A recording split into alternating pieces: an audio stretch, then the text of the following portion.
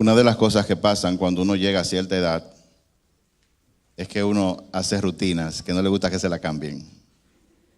¿A quién le pasa eso? Están en edad ustedes entonces.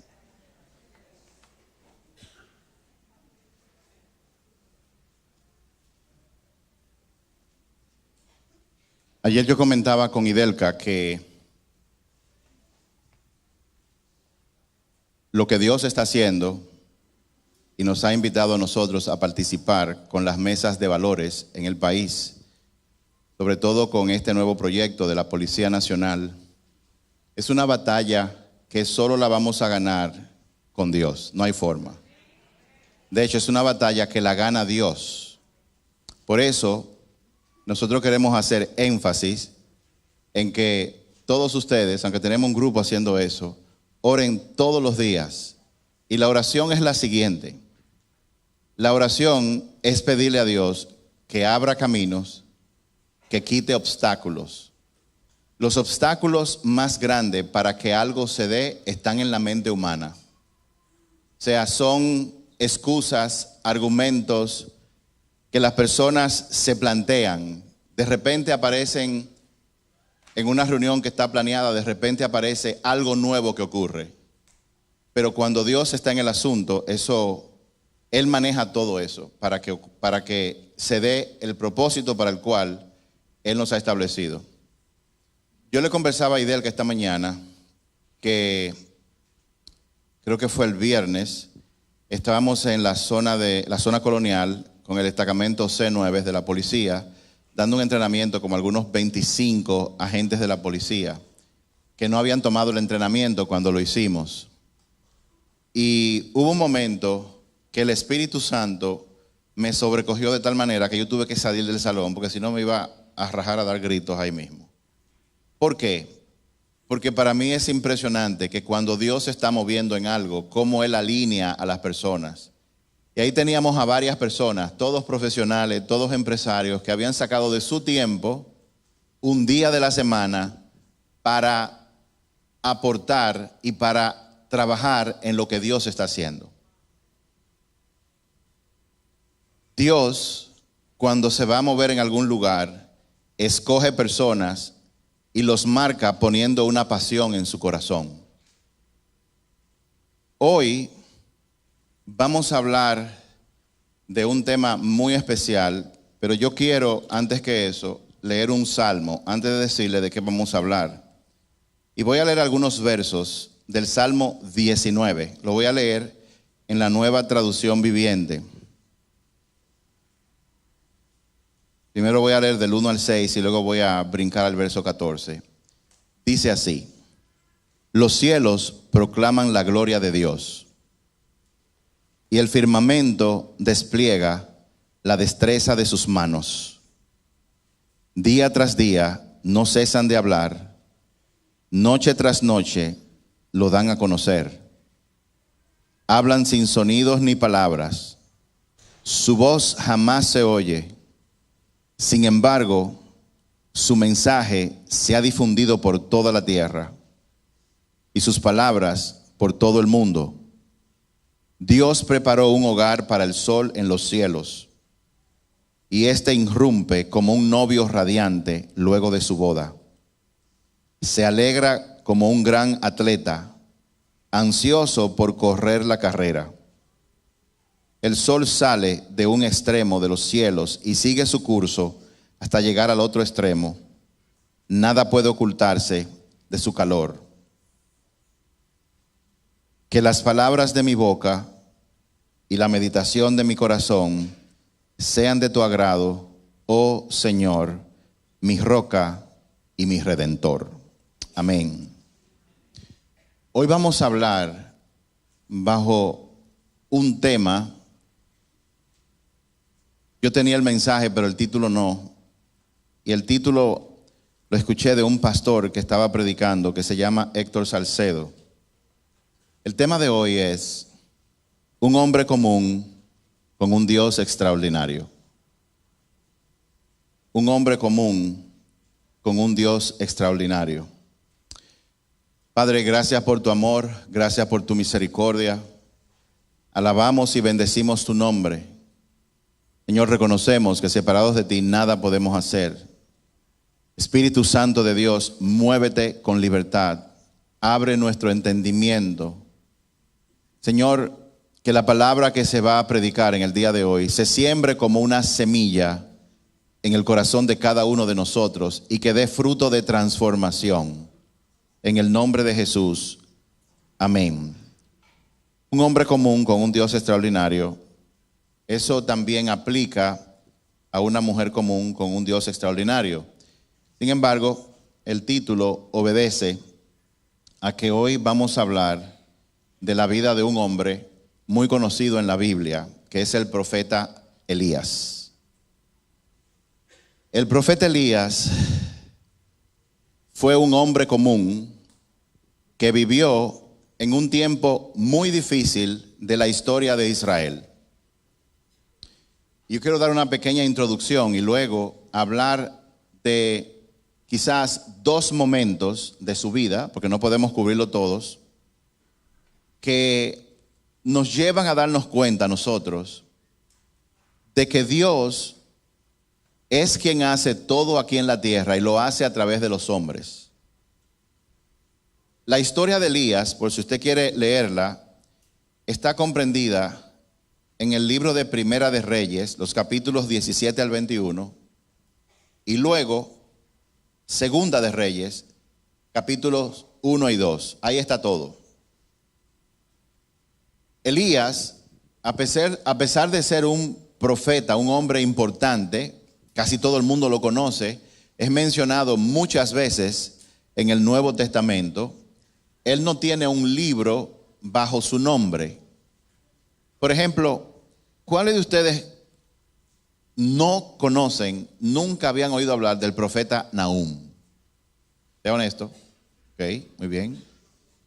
Sin embargo, Nahum es un profeta que tiene un libro a su nombre, con pocos capítulos, pero Elías no tiene un libro a su nombre, porque su historia está relatada dentro de la crónica del libro de los Reyes. Y cuando él entra en el escenario histórico, sin saber dónde nació, quién eran sus padres, simplemente la palabra de Dios nos da la información precisa que nosotros necesitamos saber. Y en Primera de Reyes, capítulo 17, verso 1, Elías es introducido de la siguiente forma. Primera de Reyes 17:1. Estoy leyendo siempre en la Nueva Traducción Viviente. Dice: ahora bien, Elías, quien era de Tisbé, en Galaad, le dijo al rey Acab: tan cierto como el Señor vive, el Dios de Israel, a quien yo sirvo, no habrá rocío ni lluvia durante los próximos años hasta que yo dé la orden. Oiga, qué forma de introducirse. Primero mencionan su nombre, dicen de dónde viene, Tisbé, Galaad, y Elías es introducido hablándole nada más y nada menos que a un rey. Así aparece su vida pública exhibida en la palabra de Dios. Elías vivió en una de las temporadas más difíciles de la historia del pueblo de Israel.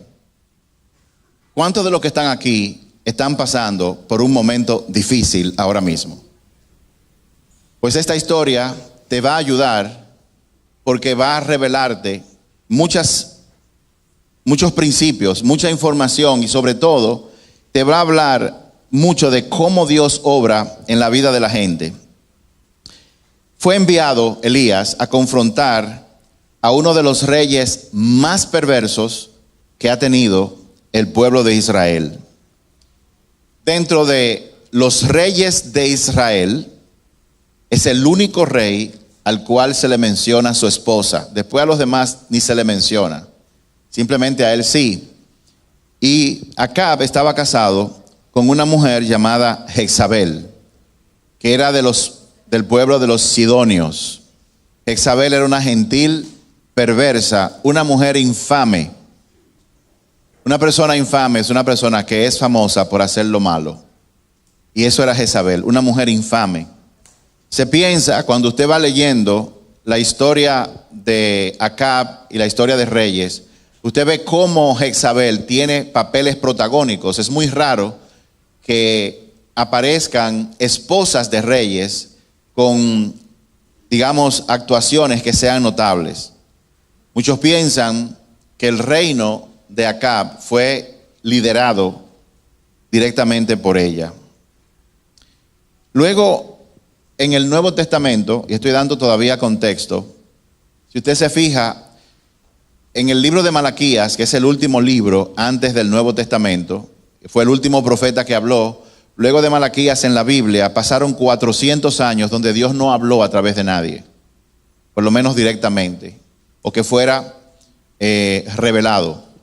Pero Malaquías dio una profecía de alguien que iba a ser el precursor, que iba a llegar antes del Mesías, y que esa persona iba a llegar o iba a aparecer en el espíritu de Elías.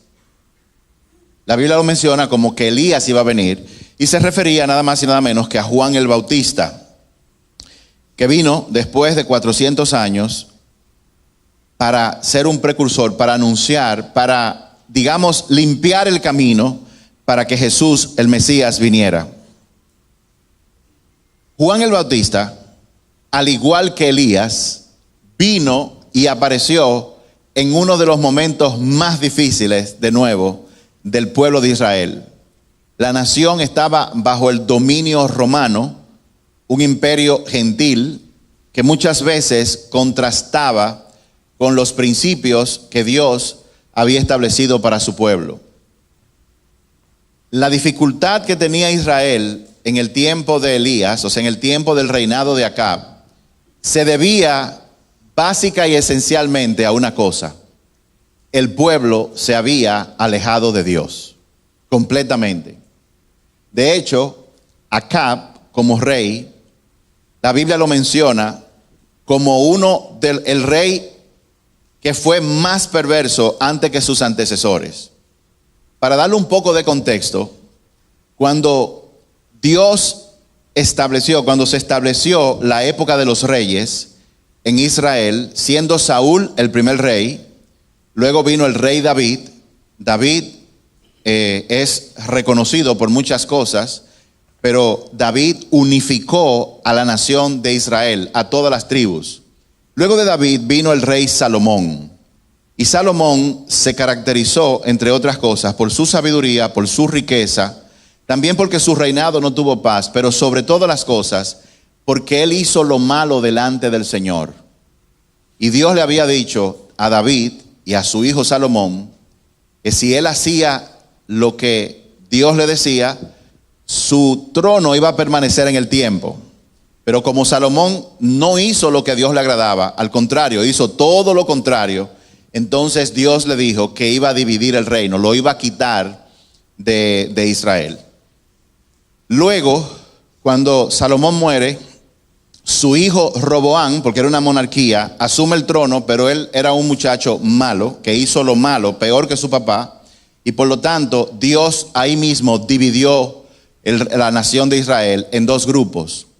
Un grupo estaba formado por 10 tribus y se ubicó en el norte, en la ciudad de Samaria. Se le llamaba, el Israel del norte. Y el otro grupo se quedó solamente con 2 tribus. Roboam, hijo de Salomón, se quedó como rey de la tribu de Judá y de Benjamín. Y entonces vino un muchacho llamado Jeroboam, que fue el primer rey que tuvo el segundo grupo, que se le llamó Israel. Esos 2 grupos tenían nombre: el reinado de Israel y el reinado de Judá, a pesar de que toda la nación era llamada Israel. Como dato, para que sepan también, Israel al norte tenía 10 tribus y tuvo en toda la historia 18 reyes. Todos fueron perversos, todos. En el sur, Judá, que estaba al sur con 2 tribus, tuvo 17 reyes, de los cuales solamente 8 hicieron lo bueno delante del Señor. Pero los del norte fueron perversos todos. Acab, que aparece en la época de Elías, fue el 7º rey de la dinastía de Israel, el número 7. Y cuando llegó ahí, Dios dice en la palabra que fue más perverso que todos los demás reyes que lo antecedieron. Y fueron muy malos todos. Acab, una de las cosas que hizo, al estar casado con Jezabel, que era una Sidonia, una nación completamente idólatra y perversa, el dios de los sidonios era Baal. Baal significa Dios de la fertilidad, Dios de la lluvia, entre otras cosas. Lo primero que hizo Acab como rey fue que estableció templos en Israel para la adoración de ese falso Dios. Cuando aparece Elías en Primera de Reyes 17:1, Elías se aparece y lo primero que le dice al rey Acab: escucha lo que te voy a decir, Acab. A partir de ahora, porque yo hablo en nombre de Jehová, aquí no va a llover, ni siquiera va a haber rocío en la tierra, hasta que yo diga lo contrario. Elías, su nombre significa Jehová es mi Dios. Acab servía a Baal, que era el rey de la lluvia, y Elías le estaba diciendo en ese momento: yo te voy a demostrar que Baal es un Dios falso, que el verdadero Dios es el Dios al que yo le sirvo. Así que no va a llover, dile a tu Dios que haga lo que él quiera, que aquí no va a llover hasta que yo lo diga. Básicamente eso fue lo que él le dijo. ¿Qué sucede? Dios, cuando tiene una situación, Dios utiliza métodos que a todos nos sorprenden. Dios nunca soluciona las cosas de los hombres de la forma que nosotros lo hacemos.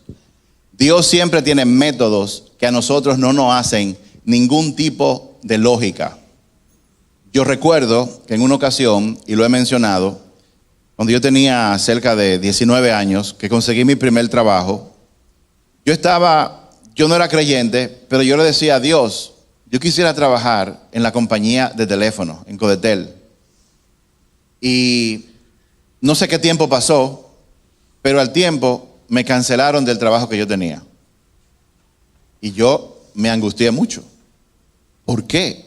Me preguntaba yo. O sea, mi abuelo era creyente, yo le decía que orara por cosas, y yo le dije: bueno, pero yo no quería conseguir aquel trabajo botándome de este, era que me consiguiera el trabajo para yo salir de este, pero me cancelaron, me despidieron.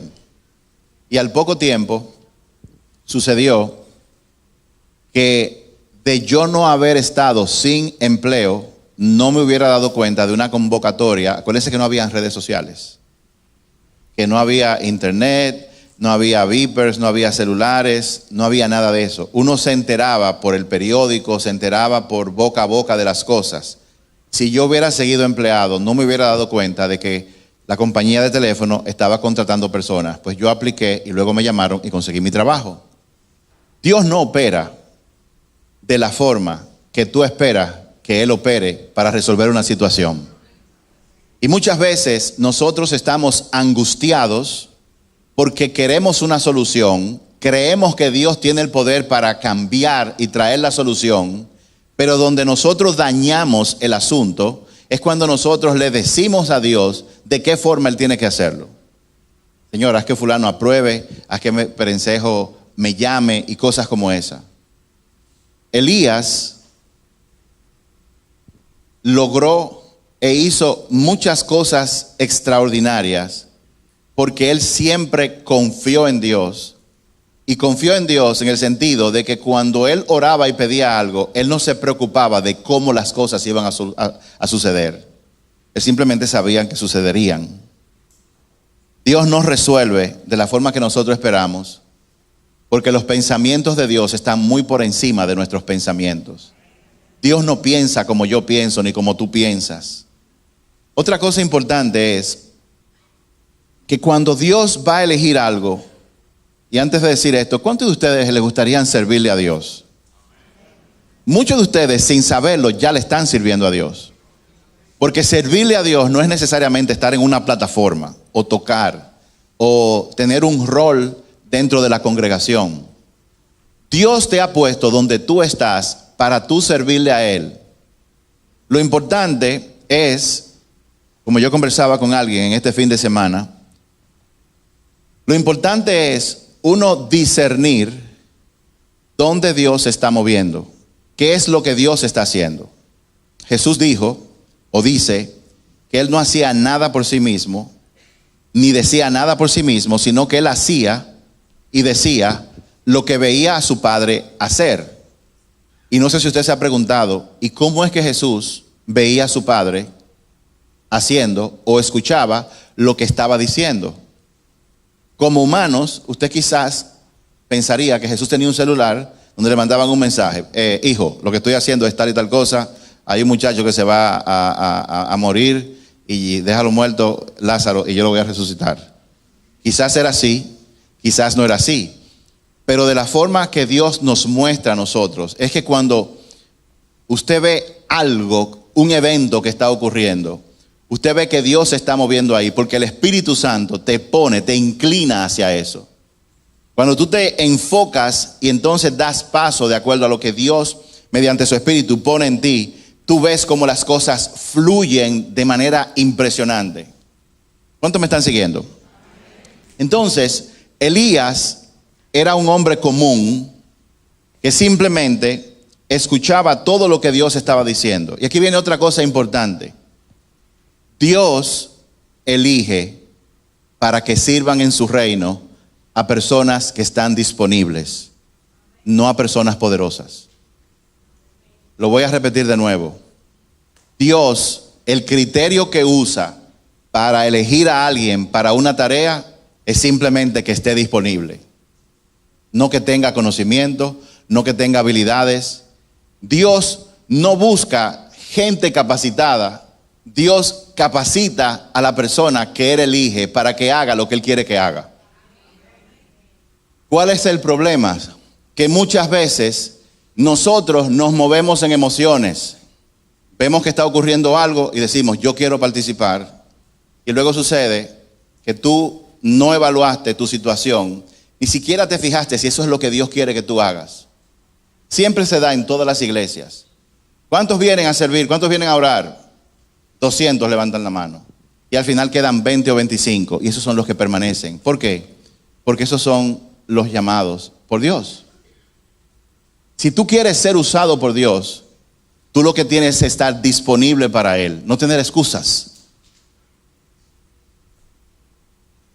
¿Y por qué las personas no están disponibles para Dios muchas veces? Porque tienen sus prioridades invertidas. Cuando Dios es lo primero en tu vida, Él va a organizar tu vida para que funcione de acuerdo a lo que Él te está pidiendo que tú hagas. Les voy a dar un ejemplo. Cuando nosotros empezamos a trabajar el plan piloto de las mesas redondas de la policía, con unos 900 agentes en 4 localidades diferentes, obviamente nosotros damos seguimiento cada vez que se reúnen ellos a hacer las mesas redondas. En principio éramos Idelka, yo y como 3 o 4 mujeres, pero ahora no íbamos a dar basto para hacerlo. Y lo que dijimos fue hacer un llamado de personas que quisieran ser voluntarios y nombramos 4 localidades: Los Minas, Zona Colonial, Naco y Santiago. Mucha gente se registró. Obviamente al día de hoy, de todo lo que se registraron, quedan un porcentaje bastante mínimo, porque la realidad de las personas era que realmente no podían. Pero ¿qué sucede? Me llamó poderosamente la atención de que hay varias personas de los que sí están dando seguimiento, que son empleados y que trabajan. Y que las mesas redondas, una que es en Santiago y otra que están lejos, empiezan a las 5 de la tarde, y todo el que trabaja no se debería comprometer, porque no es cierto que va a salir a tiempo para llegar a tiempo a aquello. ¿Y saben qué hicieron esas personas?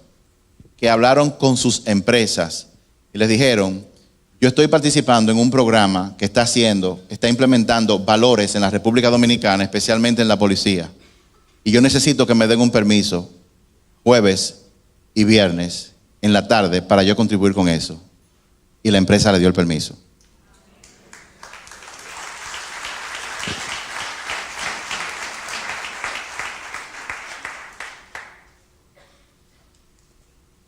Si usted de los que dijo que sí y ahora no está, no se sienta mal. No se sienta mal. Porque cuando tú eres llamado, muchos son llamados, pocos son elegidos. Cuando tú eres elegido para eso, Dios te va a guiar para que tú puedas hacer una cosa y la otra, no una en sacrificio de la otra. Dios, para trabajar con personas, solamente busca personas que estén disponibles. ¿Estás tú disponible para Dios? Esa es la pregunta.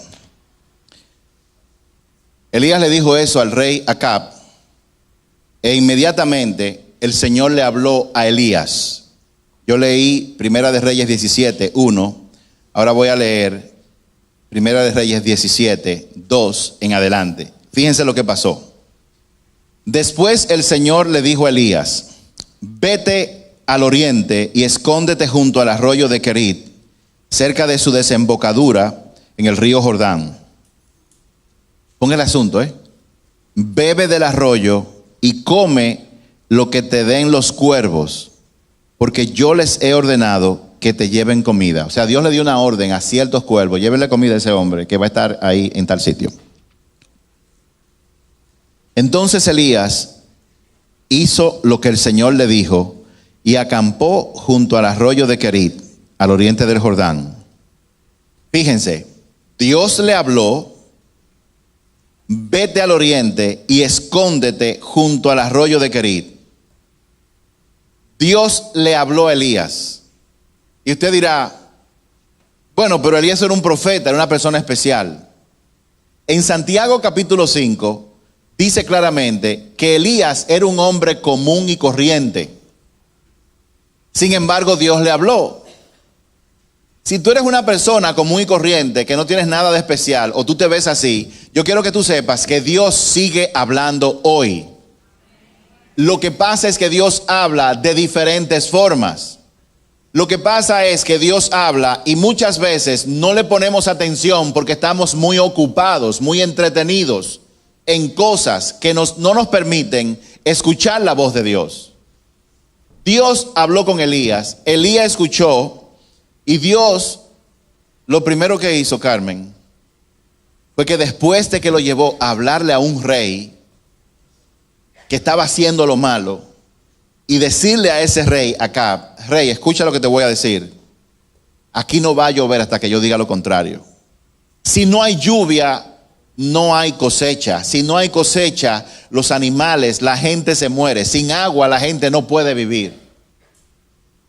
Y luego de que Dios le dio esa asignación, Dios vuelve y le habla a Elías y le dice: ahora yo te voy a esconder. Dios, cuando va a usar a una persona con algo importante, y para Dios todo es importante, en el proceso, una de las cosas que hace es que esconde a la persona, como escondió a Elías. ¿Por qué Dios escondió a Elías? Muy probablemente, y eso lo vemos cuando usted lee el resto del texto, era porque Elías tenía que ser preparado para la gran asignación que Dios tenía. Había cosas que trabajar en Elías. Y Dios, cuando tiene que trabajar contigo y conmigo, Él trabaja tu carácter, porque Dios no descansa en tus habilidades. Él no descansa en lo que tú estudiaste. Él no descansa en aquellas habilidades que tú tienes basada en experiencia. Dios obra en ti dependiendo solamente de su poder. Pero para que el poder de Dios pueda obrar en ti y a través de ti, hay que quitar de ti y de mí, del corazón, muchas cosas, entre ellas el orgullo. El orgullo, ese deseo de ser protagonista en todo, ese deseo de llamar la atención de la gente para que la gente nos valore, no sabiendo que nuestro valor no depende de lo que la gente diga, sino de lo que Dios dice sobre ti y sobre mí. Sigue diciendo el texto: entonces Elías hizo lo que el Señor le dijo. Dios elige a los que están disponibles.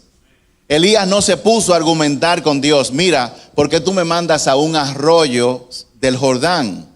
Un arroyo es un canal de agua que depende de un río grande. Si yo hubiera sido Elías, le digo, Señor, mándame al lado del Jordán porque ahí el agua no se va a acabar. Pero no, Dios le dijo, no, yo te quiero en un arroyo. ¿Y quién sabe de cuál arroyo? Hay arroyos que un día tienen agua y otros días no tienen agua. Hay ríos que grandes se secan. Elías no argumentó con Dios. No le dijo, pero mándame para este sitio. Elías sabía que si Dios lo mandó a ese lugar, lo que él tenía que hacer era simplemente obedecer. ¿Estás tú dispuesto a obedecer a Dios en este tiempo de tu vida?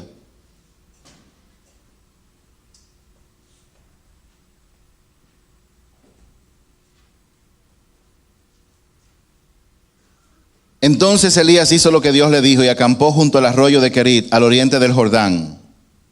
Los cuervos le llevaban pan y carne por la mañana y por la noche, y él bebía agua del arroyo.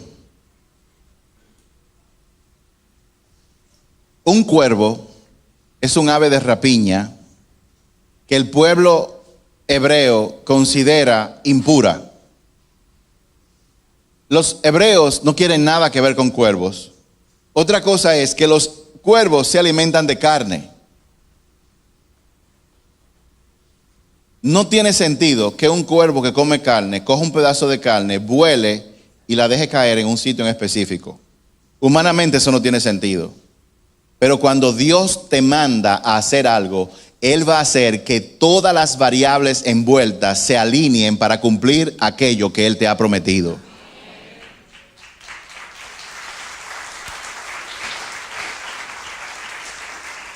Para que eso ocurra, tú tienes que obedecer y no poner tu mirada en gente o en hombres. Tienes que poner tu mirada en Dios y confiar solamente en Él. La otra pregunta que yo me hice, Señor, para ti no hay nada imposible. ¿Será que los cuervos tienen una panadería que hacían pan por ahí? Porque era pan y carne. ¿Qué importa si era una panadería que tenían? Lo más probable es que donde había pan, esos cuervos iban y cuando se descuidaban lo cogían todos los días, en la mañana y por la noche, y lo llevaban a donde tenían que ir. Antes de Dios usarte, Él va a seguir trabajando tu carácter. Antes de Dios hacer visible la promesa que Él te ha hecho, Él tiene que matar tu orgullo. Y para Dios matar tu orgullo, tú tienes que permitir que Él mate tu orgullo. ¿Cómo? Humillándote. ¿Sabes por qué? Porque la obra de Dios es más grande que la asignación que Él te ha dado a ti. Mucha gente dentro del cuerpo de Cristo dicen, bien dicho, yo tengo un propósito, Dios me ha elegido, yo soy su hijo. Todo eso es cierto. Pero eso lleva a muchas de esas personas a pensar que ellos son el centro del universo. Y el centro del universo es Dios. Tú y yo tenemos una asignación, porque la obra que Él está haciendo es más grande que la que está haciendo contigo. Y todo se trata del gran plan de Dios, no del tuyo. Dios, dentro de todo lo que Él quiere transformar en ti, de adentro hacia afuera, Él quiere que tú dependas de Él todos los días. No que tú dependas de tus sueños o tus anhelos, sino que tú dependas de Él. Él no quiere que tú dependas de tus habilidades. Aunque tú las tengas y en cierto momento las vas a utilizar, Dios quiere que tú dependas de Él, no de tus habilidades. Dios no quiere que tú dependas de tus recursos, ni de tus conexiones, y mucho menos de ti mismo. Dios quiere enseñarte, Dios quiere transformarte para que tú aprendas a depender de Él. Cuando llegamos aquí, alguien tuvo un discernimiento de que había un espíritu de angustia moviéndose en algunas personas. La angustia y la ansiedad viene cuando hay problemas que no podemos solucionar y entramos en un momento de desesperación. Pero si ese eres tú, el Señor te dice, Dios tiene el control de tu vida. Él está contigo, depende de Él. No dependa de las circunstancias que tú estás viendo a tu alrededor. Luego que Dios aisló a Elías y lo puso en el río, por un tiempo, quién sabe por cuánto tiempo. El verso 7 de Primera de Reyes 17 dice: sin embargo, poco después el arroyo se secó, porque no había llovido en ninguna parte del reino. ¿Y por qué no había llovido? Porque Dios le dijo a Elías: decreta que no habrá lluvia. Y Dios detuvo la lluvia y el rocío. Muchas veces, cuando Dios está haciendo algo, cuando tú haces algo para Dios, Él quiere traer un juicio sobre cierto grupo, sobre cierto pueblo, eso también te va a afectar a ti. La sequía también afectó a Elías. Pero no importa lo que esté pasando, en medio del problema, en medio del valle de sombra y de muerte, Dios está contigo y Él siempre te va a cuidar. Eso es muy importante que tú lo recuerdes. En Primera de Reyes 17, siguiendo con el relato, 8 y 10, dice: luego el Señor le dijo a Elías, primero le dijo a Elías: ve donde Acab y háblale. Terminó: ve ahora al río, al arroyo, y quédate ahí hasta que yo te diga. Se acabó el agua. Cuando se acabó el agua, imagínese Elías levantándose: ¿habrá agua hoy? No habría agua. ¿Qué va a pasar? Dios le habló. Luego el Señor dijo a Elías: vete a vivir a la aldea de Sarepta, que está cerca de la ciudad de Sidón. Yo le he ordenado a una viuda de allí que te alimente. Elías se dirigió a Sarepta, y cuando llegó a las puertas del pueblo, vio a una viuda juntando leña y le dijo: por favor, ¿podrías traerme un poco de agua en una taza? ¿Ustedes saben para dónde fue que Dios mandó a Elías? Dios mandó a Elías para Sidón, para la nación de donde era Jezabel, a una ciudad que se llamaba Sarepta. Imagínense, estoy aislado, no tengo con qué comer, tú me estás alimentando todos los días, se acaba el agua, y ahora en vez de mandarme para un lugar donde hay comida, me manda para una ciudad que es la ciudad de la esposa, nada más y nada menos que del rey, que está creando todo el problema.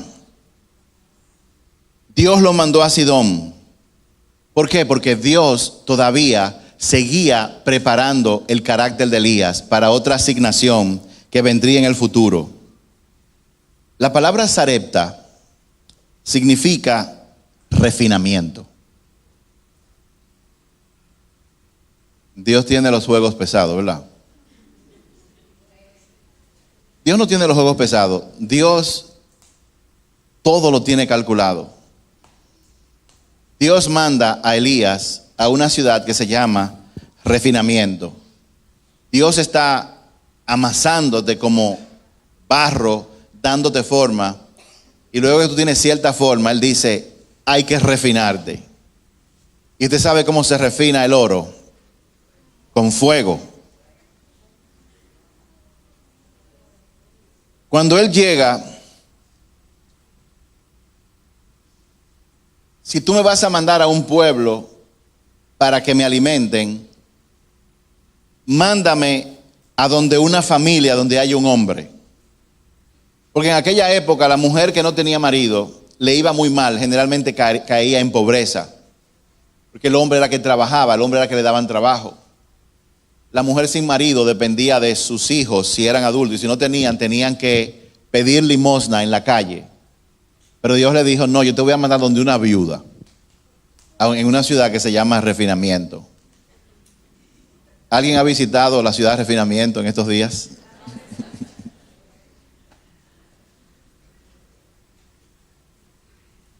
Y cuando él llega, se encuentra con la viuda, según dice el texto, que no es la persona más idónea para sostener a una persona, a un profeta. Sin embargo, la providencia de Dios entró en acción. ¿Qué es la providencia de Dios? La providencia de Dios, tratando de dar una definición, son todos aquellos movimientos ocultos que Dios hace y alinea para producir un resultado. Nadie tiene control de la providencia de Dios. Las personas que no están pegadas a Dios se preocupan por el cómo, cuáles puntos van a estar. Y por eso siempre viven angustiados, depresivos y cansados. Cuando Dios da una promesa, es para que tú te enfoques en la promesa y tú hagas y hables de acuerdo a lo que el Espíritu te va diciendo. Pero para tú escuchar lo que el Espíritu te va diciendo, tú tienes que permanecer pegado a la fuente, a Jesús. ¿Por qué muchas personas experimentan angustia incluso dentro del cuerpo de Cristo, dentro de la iglesia? Porque la gente tiene todavía o quiere todavía tener control sobre su propia vida. Quiere lograr las cosas en base a su propio esfuerzo, lo cual significa que la persona lo que quiere es controlar esas variables que solamente Dios controla, que su providencia controla. Y por eso la gente se angustia. Mandan una propuesta y llaman a alguien que conoce al presidente de la empresa, a una tía que conoce al portero, a una persona que conoce al abogado, y le dice a todo el mundo: hablan con ese hombre para que reciba mi propuesta y la apruebe. ¿Y sabes qué sucede? Que cuando la persona que tiene que aprobar ve que lo llaman de diferentes sitios, se le puede meter algo dentro que diga: pero ¿y por qué tanto afán? Hermano, no lo voy a aprobar nada. Eso pasa. Por eso nosotros tenemos que permanecer cerca de Dios para escuchar lo que el Espíritu Santo está diciendo y hacer únicamente lo que Dios nos dice que haga y decir únicamente lo que Dios nos dice que diga. Elías llega y le dice a la mujer, vio la viuda que estaba recogiendo leña: por favor, tráeme un poco de agua en una taza. Y en los versos 11 y 12 del Primera de Reyes 17, dice: mientras ella iba a buscarle el agua, la llamó y le dijo: también tráeme un bocado de pan. Pero ella respondió: le juro por el Señor su Dios que no tengo ni un pedazo de pan en la casa. Solo me queda un puñado de harina, un frasco de harina en el frasco y un poquito de aceite en el fondo del jarro. Estaba juntando algo de leña para preparar una última comida. Después mi hijo y yo moriremos. Esta viuda, que era una gentil, a la primera petición que le hizo Elías del vaso de agua, ella fue y fue a caminar.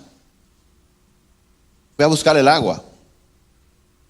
Eso implica que ella creyó en el Dios del que Elías estaba hablando. Pero cuando Elías le pidió todo lo que ella tenía, entonces ella le dijo: pero lo único que yo tengo me da para mí y para mi hijo. ¿Cómo yo te lo voy a dar a ti? ¿Cómo yo te lo voy a dar a ti? En una época, sobre todo, de sequía,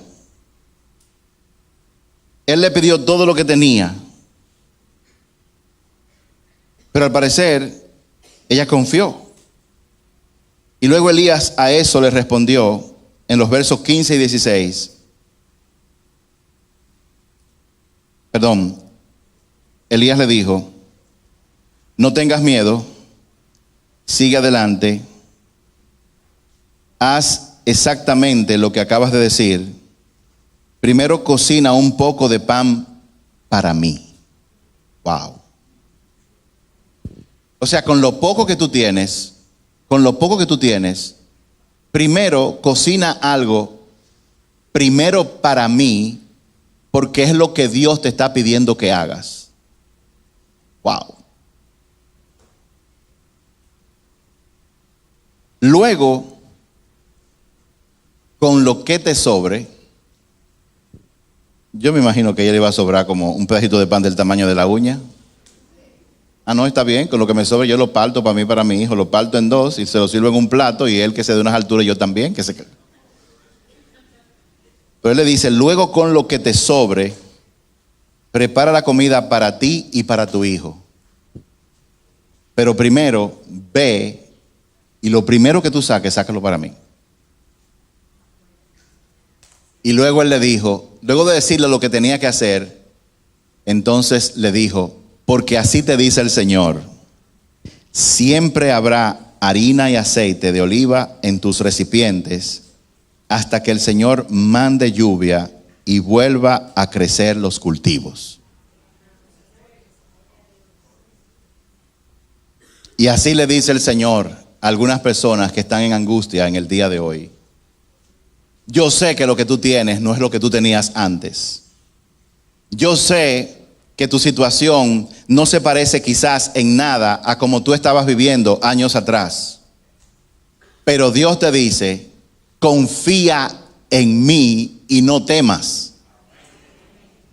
Y tu expresión de confianza en mí va a ser expresada en que cuando tú vayas a cocinar ese pan, primero dame una parte a mí y el resto quédate contigo. Porque si tú haces lo que yo te digo, yo te garantizo, aún en medio de la sequía, aún en medio de la escasez, aún en medio del problema, ni la harina ni el aceite faltarán en tu casa hasta que vuelva la abundancia.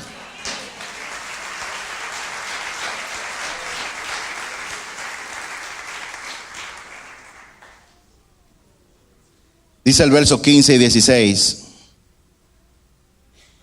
Así que ella hizo lo que Elías le dijo. Y ella y su familia y Elías comieron durante muchos días. ¡Wow! ¿Por qué? Porque el proveedor de esa mujer y de Elías no era el hombre, sino Dios. Y Dios siempre da hasta que sobra y abunda.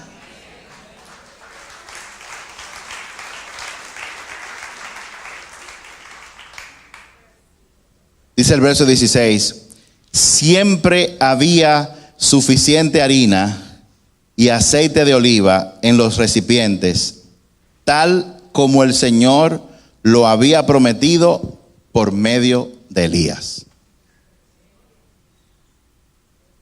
Dios es fiel para cumplir sus promesas.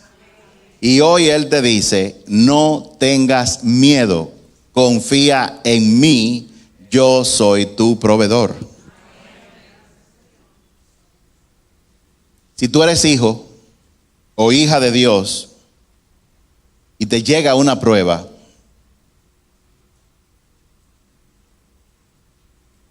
yo quiero que tú sepas que tú lo vas a aguantar. Tú lo vas a aguantar porque así como Dios proveyó harina y aceite para la fortaleza física del profeta y de la viuda y su hijo, asimismo, en cada momento, Dios te va a proveer su Espíritu Santo para fortalecerte emocional y espiritualmente. De manera que tú puedas resistir todo lo que venga. Y resistir todo lo que venga significa que tú no vas a hacer nada, ni vas a decir nada hasta que Dios te lo indique. Eso es resistir. Eso es esperar en Dios. Eso no significa que tú te vas a quedar sentado y tranquilo sin hacer nada. Tú vas a hacer lo que Él te diga, porque en medio de la tormenta, en medio de la situación, Dios siempre habla. Cuando el pueblo de Israel estaba en el desierto y no tenía que comer, dice la palabra que Dios hacía llover maná del cielo todos los días, entre una hora y otra. Y ellos recogían lo que necesitaban para ese solo día. Durante casi 40 años Dios repitió lo mismo. ¿Para qué? Para que el pueblo aprendiera algo importante. Aprendiera que mientras tú vives en este planeta, tú tienes que desarrollar la capacidad de depender de Dios, no de ti, no de las circunstancias, sino depender de Él. Dios es fiel. Y Él dice en su palabra que nunca ha visto al justo desamparado, ni su descendencia mendigando pan.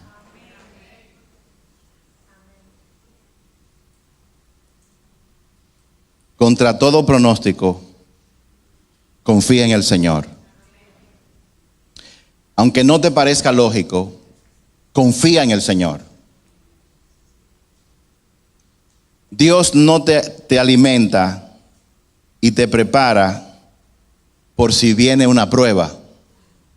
Dios te alimenta y te prepara porque viene la prueba. La prueba es una certeza. La prueba es algo que le va a llegar a todo el mundo, sobre todo a los hijos de Dios. Elías obedeció y Dios le cumplió. Dios le cumplió a Elías, o Dios le obedeció a Elías. Banda, por favor, suba. Dios le cumplió a Elías porque Elías permaneció siempre conectado a Dios. Yo le comentaba a alguien en estos días, hablando sobre todo por el hecho de que con la inteligencia artificial, la posibilidad de engaño hacia las personas ha crecido de manera exponencial. Comentaba que Jesús sabe y sabía y siempre ha sabido que el peligro más grande que enfrentamos nosotros los cristianos es el engaño. Es el engaño de pensar que Dios está mandando o Dios se está moviendo en algún lugar cuando en realidad no lo está haciendo. Y Jesús, y esto yo lo he repetido muchas veces, estoy consciente, le dijo a sus discípulos cuando le preguntaron ¿cuándo será el momento de tu venida? Él les dijo, no se dejen engañar. No se dejen engañar. Incluso dice en su palabra, que aún los elegidos, muchos serán engañados. La pregunta es, ante esa realidad, ¿qué nosotros podemos hacer? Ante los problemas matrimoniales que tú puedas tener, ¿qué nosotros podemos hacer? Ante los problemas que tú puedas tener en tu trabajo o en tu negocio o en tu ministerio, la pregunta es, en medio del engaño y de todo lo que está ocurriendo, ¿qué nosotros podemos hacer? Y yo le decía a un grupo de la escuela de ministerio que hay un capítulo en la Biblia que tiene la solución a todas las preguntas que yo les he hecho. Pero antes de eso, yo quiero leerle un pequeño fragmento de algo que dijo un señor llamado John Lennox, que es un apologista, matemático, filósofo, pero sobre todo hijo de Dios y apologista. O sea, el apologista es el que estudia la Biblia para defender la Biblia. Él dijo lo siguiente: a sabienda de que en el mundo ahora mismo, así como la maldad ha crecido, por otro lado también se ha despertado un hambre por conocer de Dios. Dentro de la iglesia, mucha gente se ha dado cuenta de que ser hijo de Dios, discípulo de Jesús, tiene que ser algo más que venir a la iglesia los domingos o los miércoles o los sábados, cantar unas cuantas canciones, escuchar un mensaje para llenarme de información y luego continuar con mi vida. Dentro de la iglesia el Espíritu Santo está inquietando gente, diciéndole hay algo más, hay algo más, hay algo que nosotros no estamos viendo. Yo le comentaba a Idelka, creo que esta mañana, no anoche, bueno, nos despertamos los dos a las 2 de la mañana y nos encontramos, cogimos un tren los dos para el baño y nos encontramos en la puerta. Oh, ¿tú estás despierta? Sí. Ok, nos acompañamos, primero tú, después yo, luego nos acostamos y comenzamos a conversar, eran como las 2 a las 3 de la mañana. Y nada, comenzamos a hablar y comentábamos. Yo les decía, wow, cuando fuimos a la zona colonial, yo tuve que salir del salón porque iba a comenzar a llorar. El Espíritu Santo vino sobre mí y me abrió los ojos. Y me dijo el Señor: mira, yo me estoy moviendo aquí adentro. Y eso a mí me emocionó. Y yo le decía a Idelka: yo he notado en mí mismo, en los últimos días, he reflexionado y me he dado cuenta que cuando yo conocí a Dios y su Espíritu Santo y su palabra me confrontaron mi vida, yo me di cuenta inmediatamente que yo era un ladrón, mentiroso, estafador. Porque yo, como le había comentado a ustedes, como ingeniero, yo arreglé el sistema eléctrico de mi casa para no pagar una factura alta. Yo compraba películas pirateadas, robándole a los productores de películas. Y en mi primer encuentro, Dios me hizo saber que yo estaba robando. Y automáticamente yo me tiré de cabeza a obedecer. Rompí todas las películas, quité todo lo que había en mi casa, todas las licencias que tenía en mi computadora que eran pirateadas, falsas, no pagadas. Las quité, las desinstalé y puse licencias pagadas. Y yo le decía anoche a mi esposa, a Idelka, que Dios me permitió como evaluar el caminar con Él y ver cómo yo empecé a obedecer intelectualmente porque Dios lo decía. Pero le decía: yo he visto en ti y estoy viendo en mí y veo en mucha gente de nuestra congregación que ahora obedecen a Dios porque lo aman, sin ninguna razón, simplemente porque sienten placer en hacer lo que a Dios le agrada. Y mucha gente dentro del cuerpo de Cristo se está dando cuenta de esto. Tiene que haber algo más.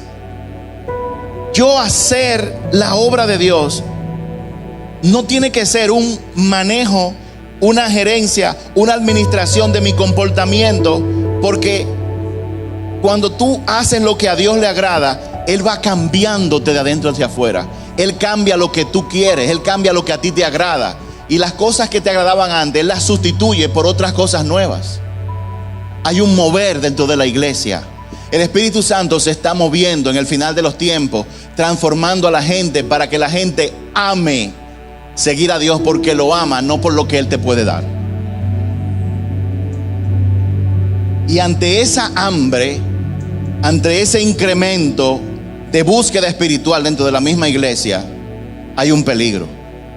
Y Jesús lo dijo: el engaño. Ahora le leo el texto de lo que escribió este hombre.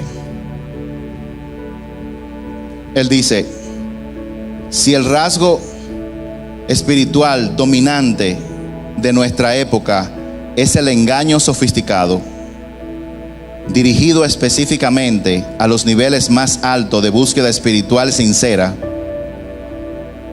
entonces esto tiene consecuencias que van mucho más allá de lo que sucede el domingo por la mañana.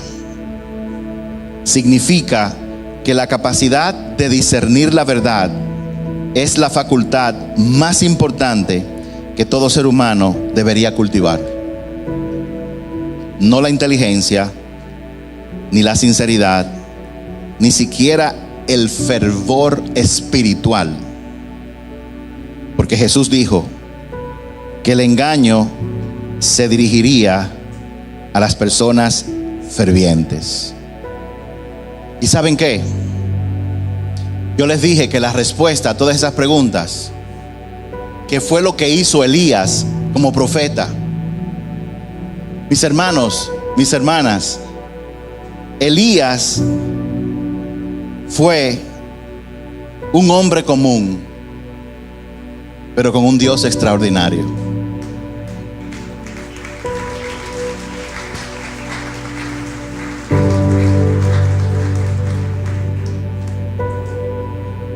No importa que tú seas común, no importa que tú no sepas, a Dios no le importa eso. Dios lo que quiere saber es si tú estás disponible, y no porque tú lo digas por boca, sino porque tú lo demuestres con acción. Y la respuesta al engaño, la respuesta a todos los problemas, a mi humilde entender, está en toda la Biblia. Pero hay un capítulo de la Biblia que encierra la respuesta, encierra el fundamento para resolverlo todo. Y ese capítulo es Juan 15, donde Jesús habla: permanezcan en mí y yo permaneceré en ustedes.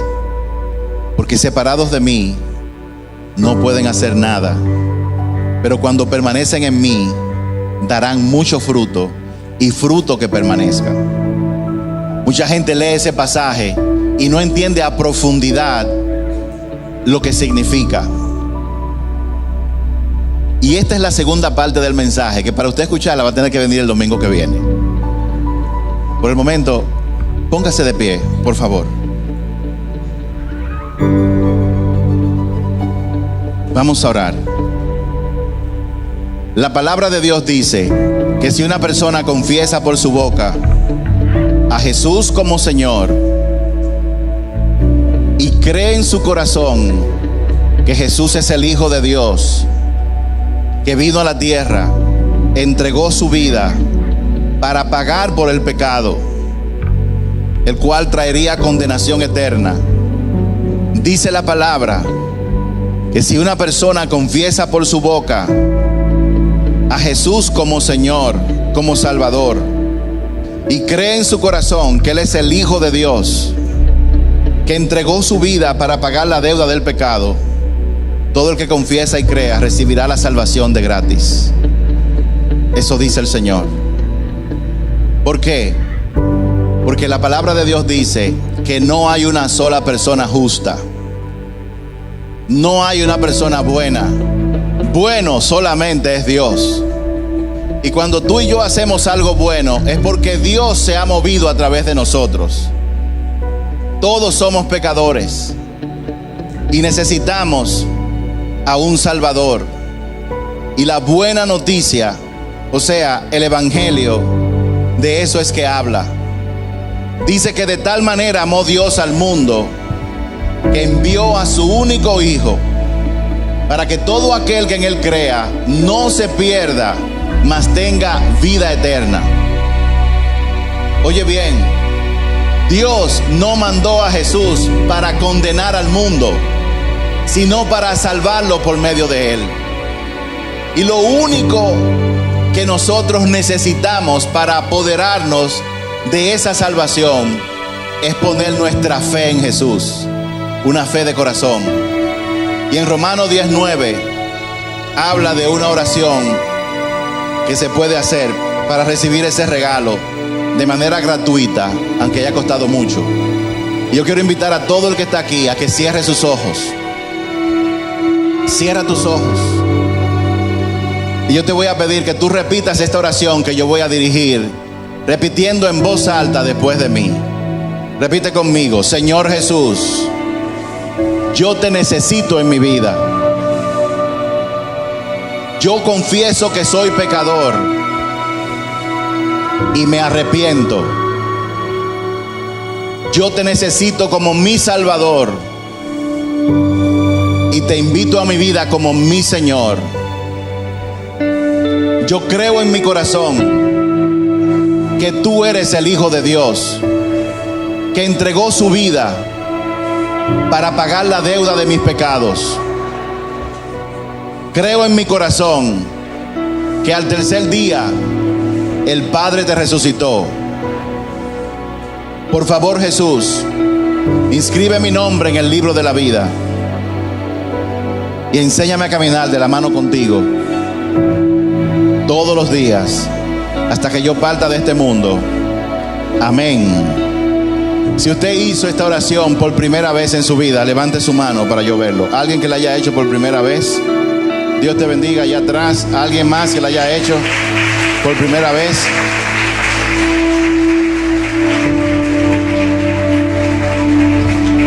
Aunque yo no haya visto las manos, si tú hiciste esta oración por primera vez, sal de tu asiento, ven aquí delante, queremos orar por ti. Sí, sal ahora de tu asiento, queremos hacer una oración por ti, bien rapidito. Si tú hiciste la oración por primera vez,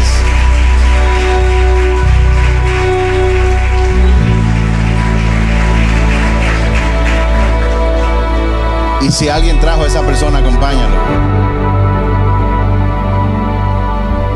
Gloria a Dios.